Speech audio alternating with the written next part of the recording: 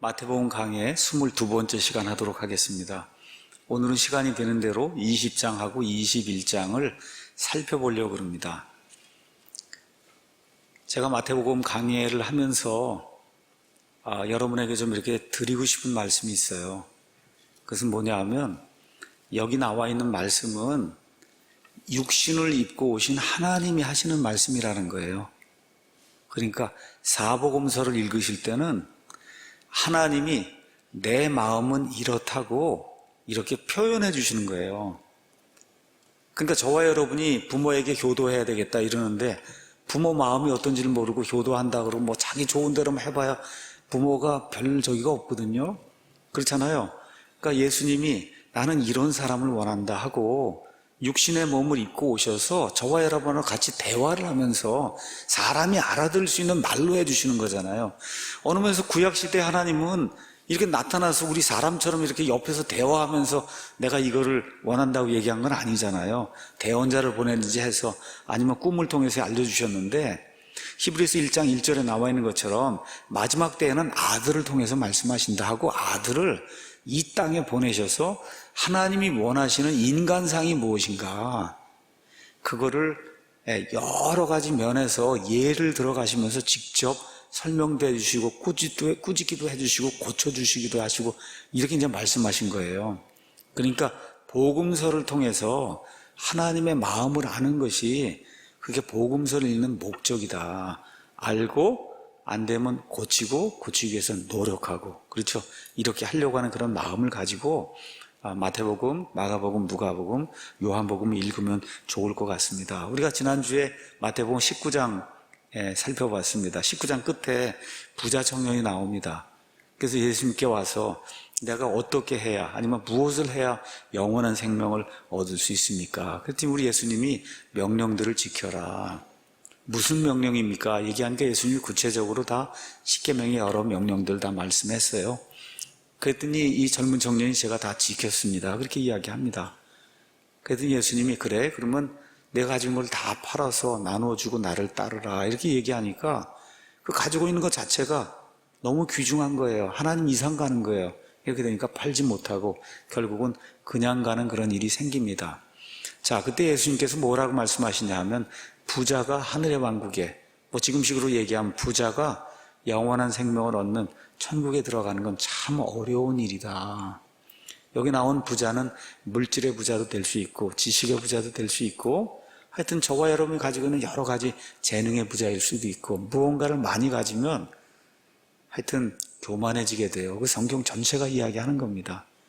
그래서 하나님 이상으로 나 자신을 자꾸 생각하는 그런 경향이 생기면 그러면 구원받지 못한다.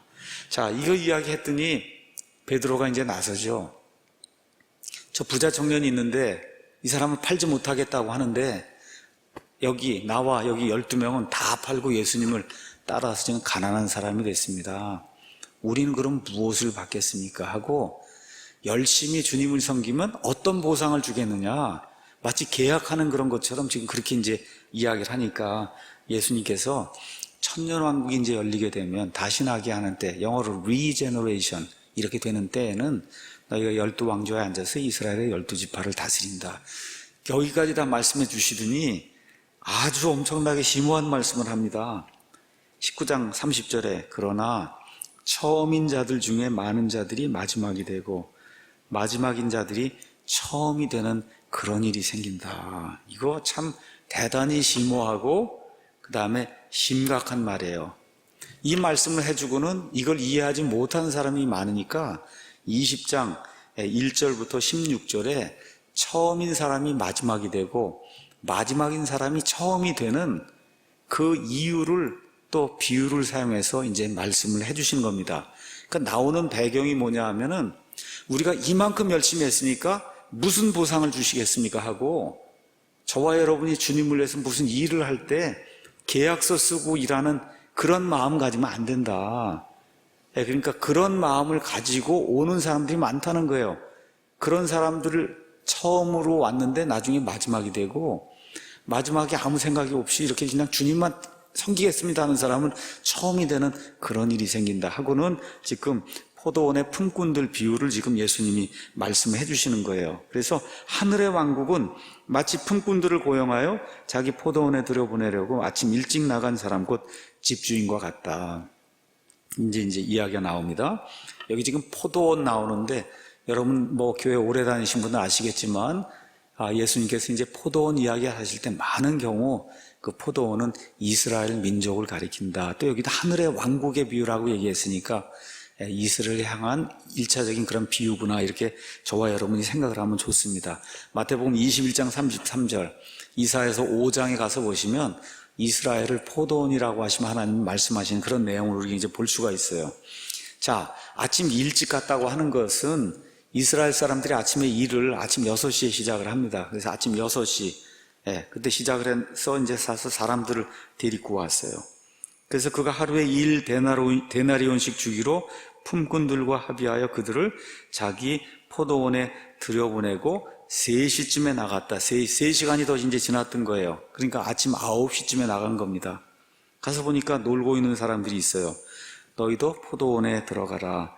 내가 너희에게 무엇이든 정당한 것을 주리라 하며 그들이 자기들의 길로 갔다. 이렇게 돼서 유대인들의 시각으로 3시, 6시, 9시, 그 다음에 11시, 이제 12시가 되면 저녁 6시가 되니까 더 이상 일을 못하는 거예요. 그러니까 11시, 유대인들의 시각으로, 지금 우리나라 시간으로 오후 5시에 들어간 사람은 1시간만 일을 한 거예요. 그런데 처음에 아침 6시에 들어간 사람들하고 6시 이후에 3시, 그 다음에 6시, 유대인들의 시간으로 3시, 6시, 9시, 11시에 들어간 사람하고 그 들어갈 때 주인하고 하는 그 이야기가 좀 다릅니다. 그러니까 3시, 6시, 9시, 11시에 들어간 사람은 주인하고 무슨 계약을 쓴 게 없어요.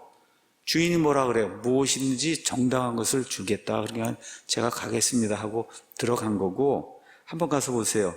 1절, 2절에 아침 일찍 나가서, 그래서 이 사람들하고는 계약을 했어요. 하루에 1데나리온씩 주기로 품꾼들과 합의, 계약을 했어요. 그러니까 이 사람들은 계약을 한 사람이에요. 뭐라 그런 거예요?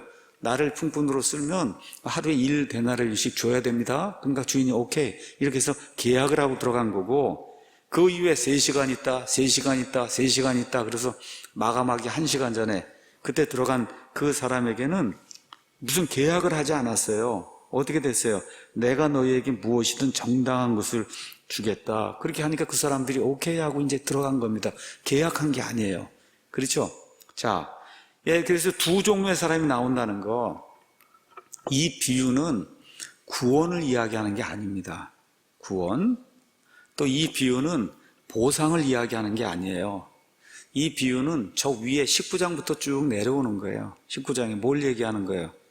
예수님을 위해서 열심히 일하면 무슨 보상을 주겠습니까? 그게 뭐예요? 일을 하면서 무언가 계약을 하고 그렇게 하는 그런 태도, 그 태도가 잘못됐다는 걸 보여주기 위해서 주님을 섬겨도 올바른 자세와 태도를 가지고 주님을 섬겨야 된다.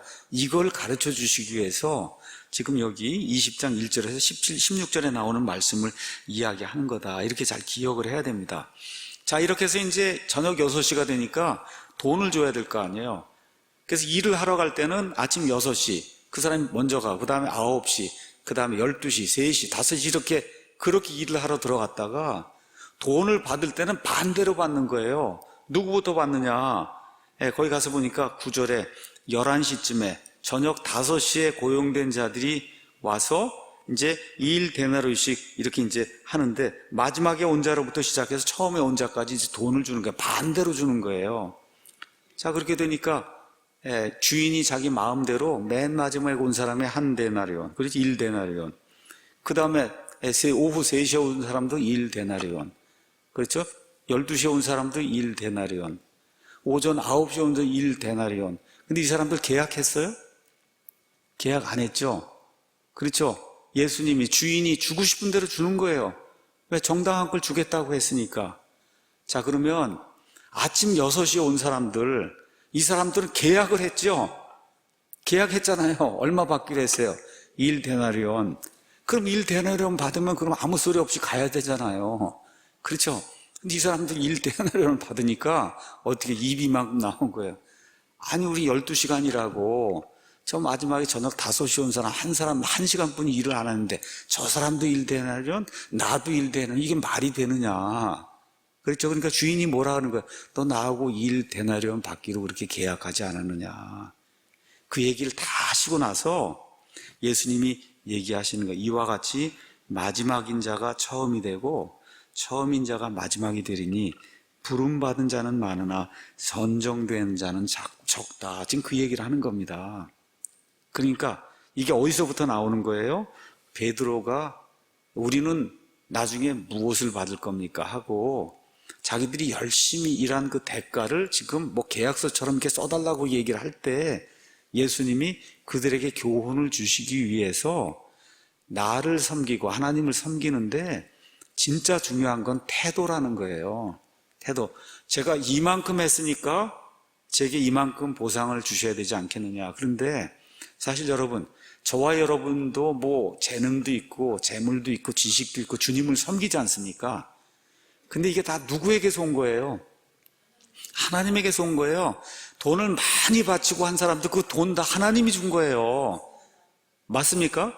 그렇게 됐는데 그거를 내가 많이 바쳤으니까 나를 더 많이 달라. 이렇게 얘기하면 안 된다는 거죠. 그러니까 하나님을 그런 식으로 섬기면 안 된다는 거를 지금 예수님이 보여주시는 거예요. 그렇게 되면 그러면 처음에 온 사람이 마지막이 되고 마지막에 온 사람이 처음이 되는, 이거 좋지 않은 상황이잖아요. 교회 열심히 다니고 일을 열심히 했는데 그 뒤에 있는 모티브가 내가 가서 막 이렇게 하면 그럼 하나님이 나를 더 이렇게 해주시지 않겠는가, 이런 방식으로 일을 하면 안 된다는 겁니다. 여러분, 사도 바울이 열심히 일을 했어요. 목숨을 내놓고 그렇게 일을 했어요. 끝에는 목이 잘리는 그와 같은 이 어려움을 당하면서 일을 했어요. 사도 바울의 서신서 어디를 읽어도 이와 같은 태도가 있습니까? 없습니까? 없잖아요. 그렇죠? 없어요, 그런 태도가. 그러니까 우리 예수님이 누가복음 17장에 아예 예를 하나 주셨습니다. 예를 이렇게 줬어요. 17장 7절에 너희 중에 누구에게 밭을 갈거나 가축을 치는 종이 있으면 그가 밭에서 올 때 그가 즉시 그에게 이르기를 와서 앉아 음식을 먹으라 하겠느냐. 도리어 그에게 이르기를 내가 저녁을 먹도록 준비하고 또 띠를 띠고 내가 먹고 마실 때까지 나를 섬기며 너는 그 뒤에 먹고 마시라 하지 아니하겠느냐. 그 종이 명령받은 일들을 했으므로 그가 종에게 감사하겠느냐. 나는 아니라고 생각하노라. 이와 같이 너희도 명령받은 그 모든 일들을 행한 뒤에 이르기를 우리는 무익한 종입니다. 우리는 해야 할 우리의 의무를 다 했을 뿐입니다. 이렇게 얘기해야 그래야 뭐예요? 하나님과 우리 사이의 관계가 좋은 거라는 거예요. 부모 자식 간도 여러분 똑같지 않습니까? 그렇죠? 부모 자식 간의 관계도 똑같잖아요. 그러니까 하나님의 마음이 이 부모 자식 간의 그런 마음하고 똑같은 거라는 거, 이게 어려운 일이 아니라는 거. 그러니까 우리가 교회에서 더 많이 섬기는 사람도 있고 더 많이 헌금하는 사람도 있고 이게 있어도 교회에서 절대로 그 사람을 더 높이 세워줘서 안 되는 거고, 그렇게 했다 그래서 그거를 요구해서도 안 되는 거예요. 하나님께서 적재적소에 필요한 대로 재물도 주시고 재능도 주시고 지식도 주시고 하면 우리가 최선을 다해서 섬기고 뭐라고 대답해야 돼요? 우리는 무익한 종입니다. 그렇죠? 하나님이 주신 거에 마땅하게 우리는 우리가 해야 될 의무를 다했습니다 하고 겸손하게 주님을 섬겨야, 그래야 처음인 사람이 처음이 그대로 유지가 되는 거라는 거예요. 지금 베드로에게 얘기하는 거예요. 쉽게 얘기하면 12 제자에게 얘기하는 거예요. 너희들 먼저 나를 따랐다고 뻐기지 마라. 그렇죠? 너희 가운데 어떤 사람 좀 맨 뒤로 밀려난 사람도 있다. 그런 정신으로 섬기면 지금 그와 같은 경고를 이런 말씀으로 주시는 거라는 거, 그거를 여러분이 좀 기억을 하시면 좋을 것 같습니다. 자, 20에서 이제 28절 그 이후에 나오는 말씀을 좀 보도록 하겠습니다. 17절에서 이제 19절은 예수님 돌아가신다고 하고 그 다음에 다시 부활하신다는 그런 얘기를 다시 한번 예수님 예고하시는 거고, 예수님이 이 땅에 오신 가장 큰 목적이 무언가, 여기에 이제 잘 요약이 되어 있습니다. 저와 여러분이 예수님 믿고 믿음 생활할 때 무언가 내가 좀 부당한 좀 대우를 받는 게 아닌가, 나는 죽도록 일만 하는데 뭐 특별한 뭐 교회에서 대우가 없는 것 같다라든 이런 생각이 좀 들고, 특히 목사도 뭐 열심히 뭘 하는데 뭐 좀 없는 것 같다 이런 생각이 들면 그러면 그냥 재빨리 여기 20장 20에서 28절을 와서 다시 한번 묵상을 해봐야 됩니다. 자, 누가 나타났냐 하면 치맛바람으로 유명했던 어머니가 이제 하나 나타납니다. 세베대의 아이들의 어머니다 이렇게 이제 되어 있습니다. 세베대의 아이들 누구예요? 야고보와 요한, 예수님의 12제자 중에 야고보와 요한 아시죠? 그 어머니 이름이 살로메라고 이제 되어 있어요. 마가복음 15장 40절, 그 다음에 마가복음 16장 1절에서 2절, 마태복음 27장 56절 이런 데를 이렇게 비교해 보면 세베대의 아이들 야고보와 요한의 어머니가 이름이 살로메구나 이렇게 이제 우리가 이해할 수가 있습니다. 이 여인이 자기 아들들과 함께 같이 예수님 앞에 나와서 그분께 경배하며 무언가를 구하는 거예요.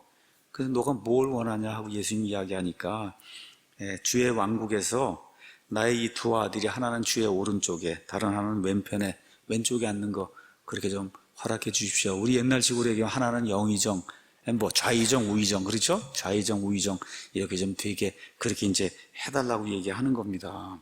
자, 먼저 이 여인이 생각하고 있는 왕국에서의 권세가 영적인 거 얘기하는 거 아닙니다. 지금 여기 유다 왕국에 메시아로 오셨다는 사실을 이 여인이 분명히 이야기하고 있는 거예요. 그럼 예수님이 이제 왕이 되리라고 확신을 하고 있는 거예요. 그럼 왕이 되면 누구든지 나눠줄 거 아닙니까? 그러니까 여기 지금 나오는 이 권세와 왕국과 이게 실질적으로 유대인들이 기대하고 있던 메시아 왕국이다. 이게 영적인 무슨 얘기하는 게 아닙니다. 예수님 지금 메시아로 왕으로 이 일을 할 수 있는 분이라고 믿고 와서 하나는 오른쪽에 하나는 왼쪽에 앉는 거 그거를 허락해달라. 지금 그렇게 이야기하는 거예요. 자, 그런데 이 여인이나 아니면 예수님의 제자들이나 알지 못했던 게 있어요. 그것은 뭐냐 하면 오늘 아침에도 이야기한 것처럼 십자가 다음에 영광이 있다는 거. 또 다른 식으로 얘기하면 예수님의 초림 다음에 재림이 있다는 거. 재림의 때에 정말 예수님이 왕으로 앉으셔서 이 땅을 다스린다는 그런 사실을 그걸 모르는 거예요. 지금 초림의 때 그 일이 이루어질 줄로 믿고 그리고 지금 그거를 지금 간구를 하는 겁니다. 그랬더니 예수님께서 너희가 정말 구하는 걸 너희가 잘 알지 못하는구나. 내가 마실 잔을 너희가 마실 수 있으며 나를 잠기게 한 그 침례로 침례를 받을 수 있냐 하니까 그들이 받을 수 있습니다. 지금 그렇게 이야기합니다. 자, 여기 나오는 잔과 침례가 뭐냐? 잔과 침례가 뭐예요? 여기 가서 보니까 17절, 18절, 19절에 예수님이 이제 잡혀서 어떻게 돼요? 수치를 당하고 그 다음에 죽임을 당하자, 십자가에서 죽임을 당하는 이런 고통을 당하는 거잖아요. 여기에 지금 참여할 수 있겠느냐? 지금 그 얘기를 하고 있는데 제자들이 아무것도 모르고 우리도 거기에 참여할 수 있습니다. 지금 그렇게 이야기를 하고 있는 겁니다. 자, 여기 침례라고 하는 말이 나오는데 왜 예수님이 침례라는 단어를 썼는가? 여러분, 성경에서 침례라고 하는 단어가 나오면 침례는 동일시하는 거예요. 그러니까 저와 여러분이 물로 침례를 받잖아요. 그럼 예수님과 동일시되는 거예요. 어떻게 동일시돼요? 죽었다가 묻혔다가 다시 일어나는 거, 이걸 다 동일시된 거예요. 그러니까 다시 말씀드려, 우리 그리스도인은 2000년 전에 예수님이 십자가에 죽을 때 예수님과 함께 죽었다가 사흘 동안 같이 묻혔다가 예수님 부활할 때 다시 부활했다고 하는 사실을 믿는 사람이에요. 맞습니까, 여러분? 그날 어느 면에서 구원받은 사람이에요. 그날 구원받은 사람이에요. 이렇게 예수님하고 동일시되는 그 일을 성경은 말로다가 할 때 침례라고 하는 그런 단어를 쓴 거예요. 그러니까 여기 갑자기 왜 침례가 나오느냐? 그 침례가 그런 의미예요. 바로 위에 있는 것처럼 십자가에 처형을 당하고 모욕을 당하고 죽임을 당하고 하는 그런 일들, 내가 그런 일들 당하는데 너희도 그렇게 당할 수 있느냐? 그렇게 묻는 겁니다. 그랬더니 이 사람들이 아무것도 모르고 네 그렇게 이제 이야기하니까 예수님이 뭐라 그래? 너희가 참으로 내 잔을 마시고 나를 잠기게 한 그 침례로 침례를 받는다. 그래서 어떻게 됐어요? 결국 예수님 제자들의 대다수가 어떻게 됐어요? 순교하고 그렇게 해서 죽임을 당하자니 예수님처럼 그렇게 됐습니다. 예수님 말씀하신 그대로. 그런데 내 오른편과 내 왼편에 앉는 거, 그것은 내가 줄 게 아니라 아버지께서 누구를 위해 예비하셨든지 그 사람들이 받는다. 그런데 예수님 그 변화산상에서 나타나서 뭐 얘기하고 이런 걸 보니까 오른쪽과 왼쪽은 정해져 있는 것 같아요. 누구 같아요? 모세와 엘리야인 것 같아요. 모세와 엘리야.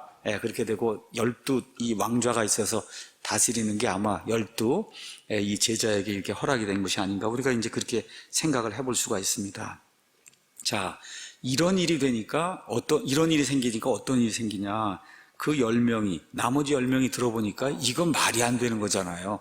어머니까지 데리고 와갖고 이 자리를 빼앗아 가려고 하니까 그러니까 분개한 거예요.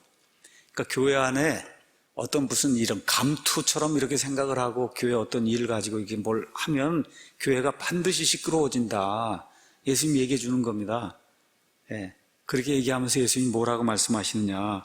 그들을 불러 이르시되 이방인들의 통치자들이 그들에게 지배권을 행사하고 큰 자들이 그들에게 권위를 행사하는 것을 너희가 알거니와 너희끼린 그리하지 말지니 너희 가운데 누구든지 크게 되고자 하는 자는 너희를 섬기는 자가 되고 너희 가운데 누구든지 으뜸이 되고자 하는 자는 너희 종이 될지니라. 이와 같이 사람의 아들도 섬김을 받으러 오지 아니하고 도리어 섬기며 자기 생명을 많은 사람의 대속물로 주려고 왔느니라 하시니라. 이걸 잘못 이해하고 이렇게 지식도 많고 모두 다 잘할 수 있고 이렇게 했는데 나는 안 하겠다고 다 빼라는 얘기가 아닙니다, 여러분. 여러분, 이왕이면 이 자리에서 말씀을 선포한 사람이 설교도 잘하고 지식도 많고 이렇게 사람을 잘 설득하고 이런 사람이 서서 해야 되는 게 맞는 거예요, 여러분. 근데 그 사람의 자세가 문제라는 거예요. 자세가 남을 섬기는 그런 자세로 해야지, 내가 무언가에서 자꾸 이렇게 사람을 타고 누르는 이런 자세가 되면 안 된다는 거예요. 저 하늘의 하나님이 이 땅에는 사람들을 섬기기 위해, 근데 섬기되 어디까지 섬겨요? 십자가에서 죽으면서 자기 자신을 대속물로 내어주기까지 사랑해 줬다는 거잖아요. 내가 온 게 그런 목적으로 왔으니까. 교회 안에 목사도 있고 집사도 있고 지역 인도자도 있고 뭐 하는 사람도 있고 이게 다 많습니다. 이거 하는 그 섬기는 적재적소에서 그런 일들로 가서 사람들을 섬기되 예수님의 심정을 가지고, 섬기는 자의 그런 심정을 가지고 그리고 섬겨야 된다. 그 말씀을 이제 해주신 거예요. 이런 거 좀 기억을 하면서 예수님이 심지어 자기 생명을 사람들의 대속물로 주려고 왔다고 하는 의미가 무엇인가. 그래서 특히 교회 목사가 이런 생각을 좀 하고, 그리고선 성도들도 대하고 목회를 하고 이렇게 좀 섬김 사역을 하면, 그러면 좀 뭐라 그럴까, 실수하지 않을 것 같은 그런 생각이 들어요. 그러니까 많은 재능도 주시고 뭐 이렇게 같이 일할 수 있는 사람도 주시고, 이렇게 우리 교회 같으면 이런 좋은 예배당도 주시고, 이게 까딱 잘못하면 내가 잘나서 아니면 뭐가 훌륭해서 이렇게 된 걸로 이렇게 돌아가면, 그러면 처음인 사람이 마지막이 되는 그 일이 생기는 거거든요. 그 지금 맥락이 계속 그 맥락으로 지금 나오고 있다는 거. 그걸 저와 여러분이 특히 교회에서 이렇게 좀 섬기는 그러한 리더십을 이렇게 형성하고 있는 그런 분들이 저와 함께 이런 자세를 좀 유지하면 예수님이 기뻐하시는 그런 교회를 오랫동안 유지할 수 있지 않겠는가, 이런 생각을 좀 해보게 됩니다. 자, 이렇게 해서 이 교훈을 누가 받았냐면 야고보와 요한의 어머니 살로메가 이 교훈을 그때 받았어요. 그래서 어떻게 됐어요? 모든 사람이 다 도망가는데 나중에 가서 보니까 예수님 십자가 달리는 그 현장에 살로메가 있고 예수님 부활하신 그 현장에 살로메가 있고, 이렇게 돼서 정말 겸손하게 돼서 저 낮은 데까지 가서 예수님 섬기는 그런 모습이 성경에 이제 기록이 되어 있습니다. 그러니까 모르면 그렇게 할 수 있는 거예요. 근데 예수님이 이렇게 알려주시면 맞습니다, 제가 잘못 생각했습니다 하고 이렇게 돌이키는, 이와 같은 것만 보이면 예수님의 사랑을 받습니다. 이렇게 기억하면 좋을 것 같습니다. 자, 29절에서 이제 34절은 여러분이 잘 아시는 소경 바디메오 이야기가 이제 나옵니다. 자, 29절 가서 보니까 여리고를 떠났다 이렇게 이제 됐어요. 여리고를 떠나서 이제 예루살렘으로 들어가는 그런 내용이 나오는데, 이제 예수님이 십자가 처형 전에 이제 예루살렘에 들어가는 그런 모습인 것 같아요. 여기 마태복음에도 나오고 이게 중요한 거가 돼서 마가복음 10장에도 나오고 누가복음 이제 18장에도 이 기사가 이제 나옵니다. 자, 그런데 여기 가서 보니까 마태는 그들이 여리고를 떠날 때 이렇게 이제 돼 있고, 마가에는 여리고로 들어갈 때 이렇게 이제 기록이 돼 있어요. 그러니까 이 내용을 잘 모르시는 분들은 이렇게 성경에 오리고가 있다. 이렇게 이제 이야기합니다. 어떻게 하나는 여리고에 들어갈 때라 그러고 하나는 여리고를 떠날 때라고 그렇게 이야기하느냐. 성경에는 두 개의 여리고가 있습니다. 지금식으로 얘기하면 신도시가 있고 구도시가 있는 거예요. 그래서 여호수아 6장에 나오는 그 여리고성 아시죠? 이 여리고, 구여리고가 있고 그 다음에 로마 시대에 새롭게 이렇게 만들어 놓은 신여리고가 있어요. 얼마쯤 떨어졌냐? 한 1.5km 떨어진 이렇게 여리고가 그러니까 어느 면에서 두 개가 있는 거예요. 그래서 마태는 유대인들의 여리고를 이야기하는 거고 마가는 로마 시대의 여리고를 이야기하는 거다. 이렇게 이제 이해하면 됩니다. 자, 이 소경이 이제 나와서 그래서 뭐라고 이제 이야기하냐면 오 주여 주인이시여 다윗의 자손이요. 이건 무슨 얘기예요? 왕국을 기다리며 메시아를 기다리는 이와 같은 사람이 이렇게 이야기하는 겁니다. 여기 메시아가 오면은 어떤 일들이 이루어지냐?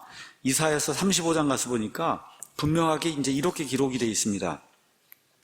35장 5절에 그때 메시아 시대가 열리면 눈먼 자의 눈이 열리고 귀 먹은 자의 귀가 열리며 그때 다리 저는 자는 사슴같이 뛰고 말 못하는 자의 혀는 노래하리니. 여러분 이 말씀 예수님 사역 일어나는 동안에 다 이루어졌죠? 그렇죠? 눈먼 자의 눈이 열리고 귀 먹은 자의 귀가 열렸어요. 다리 저는 자가 고침을 받아 사슴같이 뛰고 말 못하는 자가 이 벙어리가 어떻게 말을 하는 그런 일이 예수님 사역을 통해 일어난 거 여러분 기억하시죠? 이 말씀이 예수님 오시기 약 700년 전에 대언자 이사야를 통하여 이미 예고가 된 거예요. 그러니까 지금 다윗의 자손이여 하고 이야기하는 건 이사야서 35장을 기억하시고 제 눈을 뜨게 그렇게 만들어 주십시오 하고 지금 그 얘기를 하고 있는 겁니다. 그래서 막 소리를 지르니까 옆에 있던 사람들이 저기 고귀한 분이 지나가시는데 좀 조용히 하라고 그렇게 이야기하는 거예요. 그랬더니 어떻게 해요? 소리를 더 지르지 않습니까? 다시 말씀드려 구원을 받으려면 아니면 구원받은 이의 성화가 되려면 많은 반대에도 불구하고 예수님께 나와야 된다. 지금 이 바디모의 그 믿음을 지금 보여주고 있는 거예요. 자, 바디모에게 내가 내게 뭘 해주기 원하느냐? 다른 거 없었어요. 뭘 원했겠어요? 눈을 열어달라. 여러분, 저와 여러분이 기도할 제목이 이거예요. 저와 여러분이 예수님께 우리의 눈을 열어주십시오. 구원받지 못한 사람 마귀가 어둡게 해서 커튼처럼 이걸 다 막아놨어요. 그게 어떻게 해요? 보지 못해요. 그러니까 구원받지 못한 사람 눈 열어달라고 하셔야 돼요. 그래야 빛을 보고 구원받을 수 있어요. 구원받은 사람 창세기부터 요한계시록까지 나오는 하나님의 말씀을 제가 제대로 이해하고 볼 수 있도록 눈을 열어주십시오 하고 예수님께 그렇게 간구하셔야 돼요. 눈을 열어달라고. 그것도 어떻게 간절히 간구해야 됩니다, 여러분. 구원받는 것도 간절히 간구해야 그래야 되는 거예요. 귀중하게 구원받는 거예요. 구원받은 이후에 하나님의 말씀을 정확하게 이해하고 이렇게 살면 마음에 큰 평안이 있습니다, 여러분. 이 성경 말씀을 모르고 앞으로 어디로 나가는지 모르고 가려면 얼마나 힘들어요. 창세기부터 요한계시록에 나와 있는 그 말씀에 따라 내가 이 땅에 지금 이 시대에 살고 있고 하나님이 이런 일들 하고 있구나, 이런 거를 정확하게 이해하면 마음이 평안한 거예요. 그래서 구원받지 못한 사람도 눈을 열어달라고 하나님께 간절히 기도하셔야 되고, 구원받은 사람도 하나님의 진리를 더 많이 알 수 있도록 내 눈을 더 크게 열어주십시오 하고 하나님 앞에 간절히 간구해야 됩니다. 그럼 어떻게 해요? 예수님이 들어주십니다. 들어주세요. 저와 여러분의 눈 뜨게 해달라는 그런 간구를 예수님이 그것도 적지 들어주세요. 그래서 눈을 뜨게 해달라고 하는 그런 간구를 저와 여러분이 해야 되는 거예요. 근데 어떤 일이 생기느냐? 이에 예수님께서 그들을 불쌍히 여겨서 그들의 눈에 손을 대시니 그들의 눈이 즉시 시력을 받은 다음에 집으로 간 게 아니에요. 어떻게 됐어요? 그들이 그분을 따르니라, 이렇게 기록이 되어 있어요. 구원받으면 교회 와서 살라는 얘기 아닙니다. 구원받으면 예수님을 따르는 일이 그거 반드시 생기게 되어 있습니다, 여러분. 구원받으면 하나님의 말씀을 따르는 일이 반드시 생기게 되어 있어요. 해라 하지 말라 얘기할 필요가 없는 거예요. 정말 구원받아 하나님의 영이 딱 들어가게 되면 예수님을 따르는 일이 생긴다. 그것이 무엇이냐? 성화가 일어나는 거거든요. 성화가 일어나는 일이 반드시 생깁니다. 그래서 나도 알고 옆에 있는 사람도 알게 돼요. 여기 봤잖아요. 눈이 떠지고 어떻게 따르는 거를 다른 사람들이 봤으니까 여기다 기록하지 않겠습니까?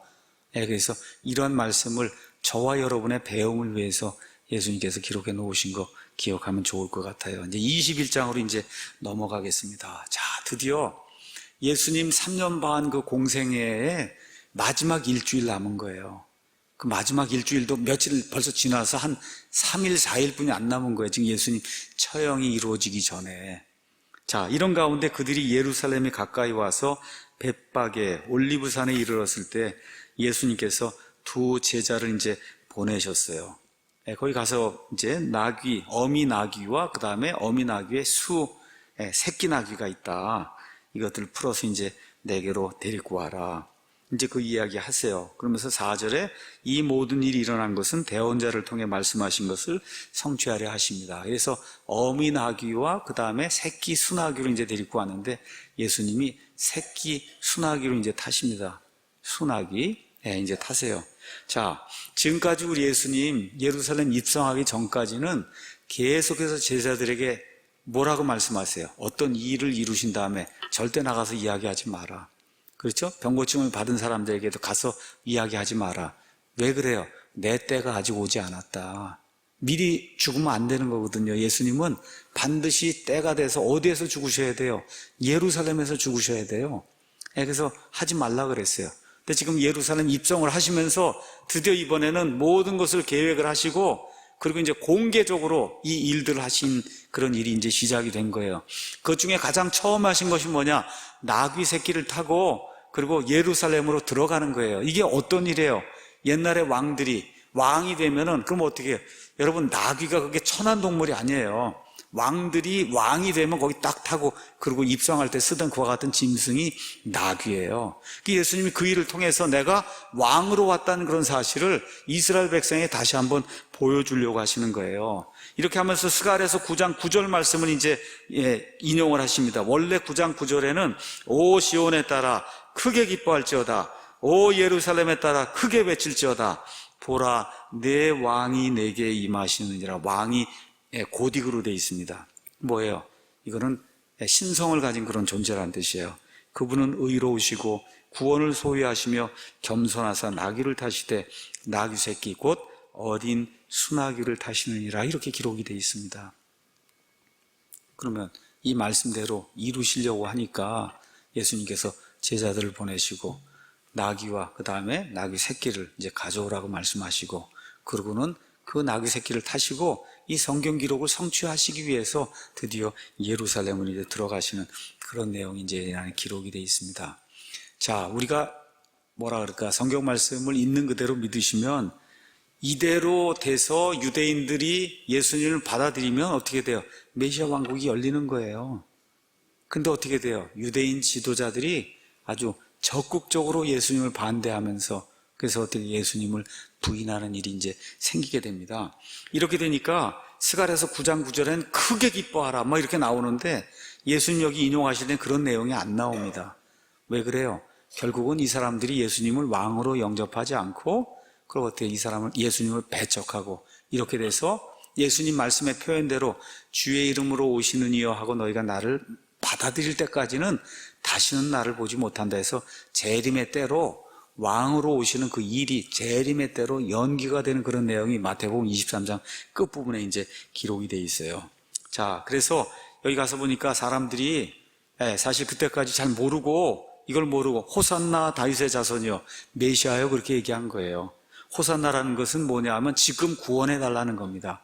그러니까 지금 이 사람들이 얘기하는 구원은 예수님이 얘기하는 그런 구원이 아니에요. 로마 제국의 속박에서 우리를 구원해 달라는 이런 의미로 이 사람이 빵을 가지고 5,000명을 먹이고 막 이렇게 했으니 그래서 우리를 구원해 달라고 하는 그런 의미로 지금 호산나 주의 이름으로 오시는 이여 하고 지금 이야기를 하는데 주의 이름으로 오시는 이여 하고 이야기하는 것은 어디에 나오는 말씀이냐 하면 시편 118편 26절에 나온 말씀이에요. 시편 118편은 처음부터 끝까지 가서 읽어보시면 이거는 메시아 시편이라는 사람을 교회를 조금만 다닌 사람이 읽어보시면 알 수가 있습니다. 그래서 거기 나와 있는 그 말씀을 인용을 해서 주의 이름으로 오시느니 하고 예수님을 이렇게 열렬히 환영했는데 2, 3일 지나서 이 사람들이 예수님을 죽이라고 하는 그런 폭도로 이제 변하는 내용이 성경에 이제 기록이 되어 있습니다. 왜 그래요?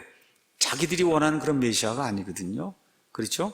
예. 자, 이렇게 이제 이야기하면서 10절에 가서 보니까 온 도시가 소동하여 이르되 이분이 누구시냐 하거늘 그 무리가 이르되 이분은 갈릴리 나사렛의 대원자 예수님이다. 이렇게 이제 이야기합니다. 이분이 누구냐? 여러분, 이게 저와 여러분을 구원할 수 있는 질문이에요. 이분이 누구냐 하고 대답할 때 똑바로 대답하셔야 됩니다. 이분이 누구냐 하고 대답할 때 똑바로 대답하셔야 돼. 갈릴리 나사렛의 대원자 예수님 정도로 대답하면 안 됩니다, 여러분. 그 당시 유대인들이 경멸하던 데가 갈릴리예요.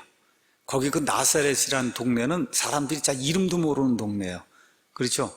예. 이러한 동네에 뭐 스스로 대원자라고 하는 뭐 이런 정도로 예수님을 소개하면 안 되거든요. 그렇죠?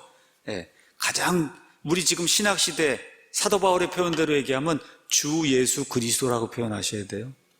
단순히 주가 아닙니다. 단순히 예수님이 아니에요. 단순히 그리스도가 아니에요. 뭐예요? 주 예수 그리스도. 맞습니까? 정확하게 표현하면 이분이 나의 주님이시오. 죄들에서 나를 구속하실 예수. 그렇죠? 예수란 이름을 가진 분. 왜? 그리스도, 하나님의 기름 부음 받은 자. 이렇게 정확하게 표현하는 게 예수님에 대한 올바른 그런 표현입니다. 자, 그래서 성경 가서 보시면 예수님은 세 가지 직무를 행하세요. 대원자가 직무가 있어요. 모세가 그랬죠. 나와 같은 대원자 하나를 하나님이 일으키시거든 그의 말을 들어라. 그 대원자의 역할을 하십니다. 그 다음에 또 뭐가 있어요? 예수님이 대제사장의 역할을 하세요. 그 다음에 왕의 역할을 하세요. 그래서 삼중 직무가 우리 예수님 위에 놓이게 됐는데 이 땅에 오셔서 우리 예수님이 초림하셨을 때는 대원자의 직무를 수행하셨어요. 그 대원자는 거의 다 죽임을 당했거든요. 대원자의 직무. 지금 하늘에 올라가셔서 어떤 일을 하세요? 우리를 대신해서 대제사장의 중보 사역을 하시고 이제 나중에 이제 이 땅에 재림하시게 되면 말 그대로 왕으로서의 그런 직무를 수행하세요. 그러니까 우리 예수님이 세 가지 직무를 한 몸으로 지금 수행하시는 그런 분이다. 이런 것들을 저와 여러분 잘 기억하면 좋습니다. 자, 12절에서부터 이제 16절에는 성전을 정화하는 그런 내용이 나옵니다. 우리 예수님께서 이 복음서 가서 보시면 3년 반 동안에 3번이나 4번 예루살렘 성전을 이제 정화를 하십니다. 정화. 자, 이건 뭘 하는 거냐 하면 마지막으로 다시 한번 종교인들에게 이렇게 종교놀이 하면 안 되는 거다. 예수님께서 하나님의 성전에 들어가서 성전 안에서 사고 파는 자들 다 내쫓으시며 돈 바꾼 자들의 탁자와 비둘기 파는 자들의 의자를 뒤집어 부시고 그들에게 이르시되 기록된 바 내 집은 기도하는 집이라 불리리라 하였거늘 너희가 그것을 강도의 소굴로 만들었도다. 그러고는 눈먼 자들, 다리 저는 자들 이렇게 이제 고쳐주시고 이렇게 하니까 수제사장들과 서기관들이 이런 모든 걸 보고 또 아이들이 여기 가서 보니까 호산나 다윗의 자손이요 이렇게 얘기하는 거 보고 이거 원래 좋아해야 되는데 못마땅하게 여겼다 그랬어요. 그렇죠? 이와 같은 일들이 이제 성전에서 일어나고 있는데 자, 예배의 중심이 성전이에요. 예수님 표현대로 얘기하면 예배의 중심인 성전이 강도들의 소굴이 됐다. 저와 여러분이 교회를 하면서 이렇게 되진 않을까 늘 조심해야 됩니다. 예배 드리러 왔는데 여기가 하나님 보시기에 강도들의 소굴이구나 이러면 얼마나 이게 어려운 겁니까, 여러분? 그렇죠? 강도들의 소굴이 되려면 이렇게 되면 되는 거예요. 여러분 옛날에 그 유대인들의 이렇게 성막을 세워놓고 성전을 세워놓고 그러다 보면 거기에 이방인들의 뜰이 있었어요. 그 이방인들의 뜰을 물물 교환 장소로 이제 바꾼 거예요. 이게 처음엔 좋은 의도로 시작이 된 건데 나중에 이제 장사하는 사람들의 이제 뜰이 되고 만 거예요. 자, 사고 판다고 하는 말은 여러분 저쪽 멀리서부터 희생연물을 끌고 올 수가 없잖아요. 그러니까 어떻게 거기 또 돈 내고 와서 희생연물을 거기서 사고 나중에 이게 타락이 돼갖고 어떻게 되냐 좋은 걸 갖고 와도 이건 안 된다는 거예요. 여기서 산 거로만 드려야 된다. 그렇죠? 그러면 100만 원짜리 소 하나 이렇게 한 거를 500만 원 내도 성전에서 꼭 오케이 한 소로만 희생물을 드려야 되니까 500만 원 주고 소를 사서 드릴 수밖에 없는 그런 일이 생긴 겁니다. 그 당시에. 그 다음에 이제 돈 바꾸는 자들, 이방인들이 갖고 오면 유대인들의 돈으로 이제 바꿔야 되니까 이렇게 돈 바꾸는 그런 일이 있었어요. 그러니까 이게 다 좋은 의도로 시작이 된 겁니다. 근데 나중에 이제 종교놀이를 하다 보니까, 그러니까 이게 종교인들이 돈 버는 이와 같은 일로 이게 전락을 하고 만 거예요. 그러니까 우리 예수님 뭐라고 말씀하시느냐. 말라기 3장 1절 말씀을 인용해서 내 집은 기도하는 집이다. 여러분, 예수님이 내 집은 기도하는 집이다. 이게 무슨 소리예요? 나는 하나님이다. 그 얘기를 하는 거예요. 맞습니까? 예. 요한복음 2장 16절에도 성전 청소하는 내용이 나옵니다. 거기에는 내 아버지 집이라고 나와요. 내 아버지 집. 그 지금 예수님이 끝에 가서는 내 집이라고 얘기하는 거예요. 무슨 얘기예요? 내가 바로 너희가 섬기는 여호와 하나님이다. 지금 그렇게 이야기하는 거예요. 기도하는 집이다. 이건 이사야서 56장 7절에 이제 나오는데, 기도는 하나님께 의지하는 걸 이야기하는 겁니다. 이거 기도하는 거, 이거 참 정말 제가 이 예배당 처음에 이제 들어오면서 저 밑에서 뭐 무슨 식을 하나 했잖아요. 간단하게. 그때 이제 제가 뭐라 그랬어요? 이 집은 만민이 기도하는 집이라고 얘기했으니 이 집에 오셔서 그래서 기도해야 된다. 그렇게 이제 말씀을 드렸습니다. 근데 이거를 예레미야 7장 11절에 나오는 그런 말씀을 사용해서 예수님이 강도의 소굴이 됐다. 지금 우리말로는 단수로 표현이 되어 있는데 원래는 강도들의 소굴이 됐다. 그러니까 강도가 한두 명이 아니라는 거예요. 성전에 와서 사고 팔고 일하는 사람이 다 강도라는 거예요, 지금. 그 얘기를 하는 거예요. 자, 이러는 가운데 강도가 아닌 사람들이 나타났어요. 누구예요? 어린아이들이 나타난 거예요. 그 어린아이들이 다윗의 자손이요, 호산나. 이 어른들은 지금 강도 노릇을 하고 있는데 예수님이 뭐라고 말씀하세요? 이 아이들이 말하는 것을 내가 듣느냐? 주께서 아기들과 젖먹이들의 입에서 나오는 찬양을 완전하게 하셨나의 하나님을 너희가 결코 읽어본 적이 없느냐? 나중에 이제 다른 복음서 가서 보니까 제발 이 아이들이, 이 사람들이 호산나 다윗의 자손이 이런 거 얘기하지 못하도록 이 사람들 꾸짖으라고 그렇게 얘기하니까 예수님이 이 사람들이 잠잠하면 이 성전에 돌들이 소리를 지를 거다 그렇게 이야기했습니다. 맞습니까, 여러분? 예. 그래서 이런 것들을 이제 보면서 어린아이와 같이 단순하게 진실하게 주님을 섬기는 거, 이것이 하나님이 원하시는 거다. 그래서 우리 사랑침례교회가 좀 그런 교회로 끝까지 좀 남으면 좋겠어요. 여기 나와 있는 어린아이들처럼 정말 호산나 다윗의 자손이 하고 그 어린아이들이, 이 조그만 아이들이 이렇게, 그거 얼마나 아름다운 거예요. 제가 이 목사방이 여기 3층에 있습니다. 그래서 여기 와서 아침에 이제 설교할 거니 다시 한번 읽어요. 이게 교회가 바로 옆에 숲이 있으니까 우리 교회 아이들이 저 숲이 들어가서 얼마나 소리를 지르는지 노느라고. 그 참 좋더라고요. 아침에 와서 보니까 그 아이들이 막 소리를 지르고 뭘 잡으러 다닌다고 그러는데, 그 천진난만한 아이들이 뭘 안다고 우리 예수님을 바라보고는 호산나 다윗의 자손이라고 예수님을 받아들이잖아요. 이런 마음을 주님이 기뻐하신다는 거예요. 이런 거 좀 보면서 우리가 나이가 들든 아니든 그러한 그 순진하게 정말 그 단순한 마음으로 예수님을 이렇게 사랑하고 영접하는 그런 삶을 좀 하면 좋을 것 같습니다. 그래서 어린아이들 같이 순진하게 또 겸손하게 주님을 찾는 자들에게 하나님의 진리가 주어진다는 거, 이걸 꼭 기억하면 좋겠습니다. 자, 17절에서 이제 22절엔 무화과 나무 저주하는 그런 내용이 나오는데, 아까 포도원도 이스라엘 가리키는 그런 내용이 많이 있고, 또 성경에 무화과 나무도 많은 나무들 중에 무화과 나무 이거 선정을 해서 이야기하실 때 많은 경우 이스라엘 가리키는 경우가 많이 있다. 지금 여기도 그런 내용인 것 같아요. 그래서 그분께서 한 무화과 나무를 길에서 보시고 거기로 가셨는데, 입사교회는 거기서 아무것도 찾지 못하셨으므로 그 나무에게 이르시되 이제부터 영원토록 내게서 아무 열매도 자라지 아니하리라 하시매 곧 무화과 나무가 말라버렸다. 자, 잎이 있으면 정상적인 경우는 열매가 있어야 된다는 거예요. 근데 갔더니 열매를 바라고, 저기 잎이 있으니까 열매를 바라고 갔는데 열매는 없더라는 거예요. 그러니까 초점이 뭐냐? 잎이 있는데 열매는 없다는 겁니다. 또다시 종교인들의 그 상태를 다시 한번 보여주는 거예요. 이스라엘이 자기 입으로는 하나님께 나오는데 마음은 하나님에게서 멀다는 겁니다. 그렇죠? 고백을 하는데 거기에 따른 행위가 없다는 거예요. 거기에 따른 행위가 없다.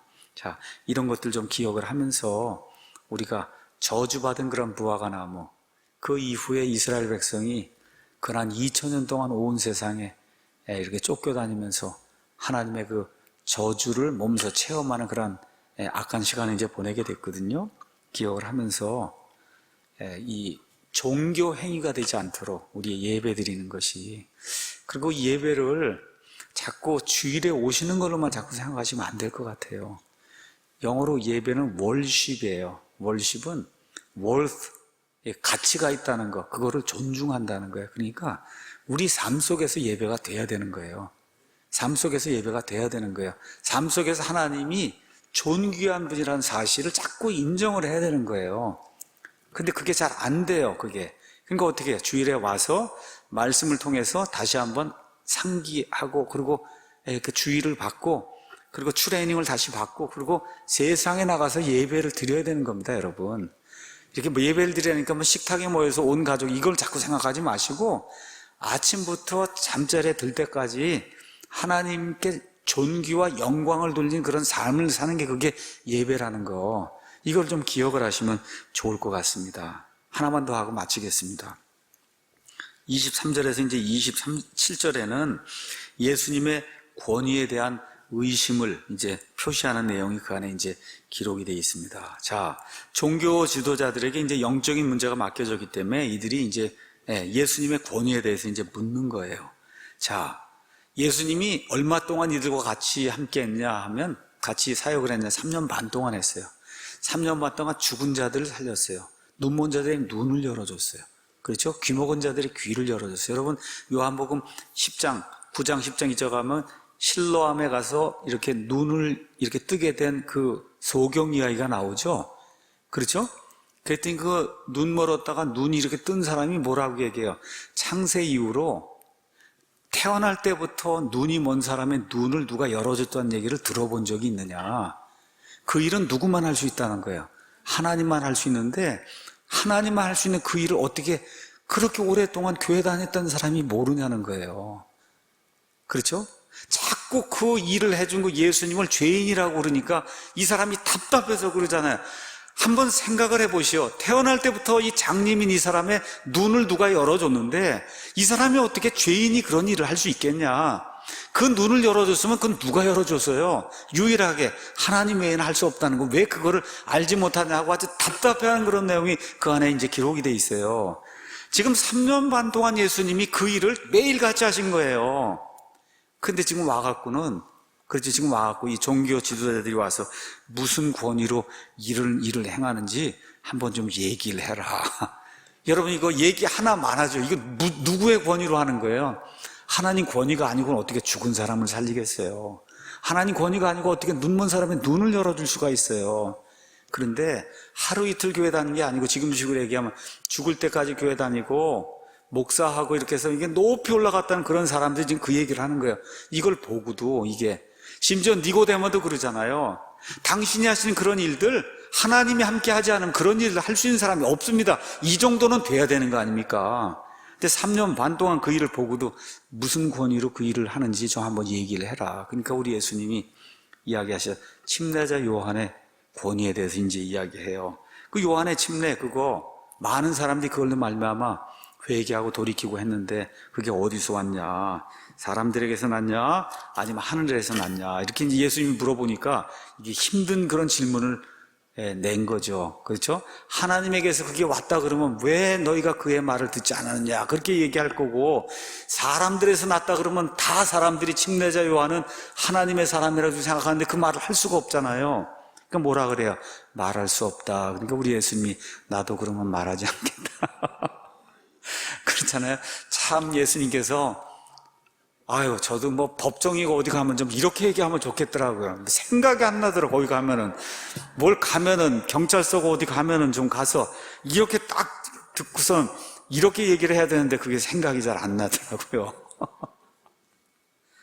자, 이런 것들 좀 기억을 하면서 예수님이 침례자 요한을 믿지 못하면 나도 믿지 못한다. 둘 다 하나님이 보낸 사람들이다. 그렇게 얘기해 주는 거예요. 누가복음 16장에 가서 보니까 부자와 나사로 이야기가 나옵니다. 나중에 그 부자가 뭐라 그래요?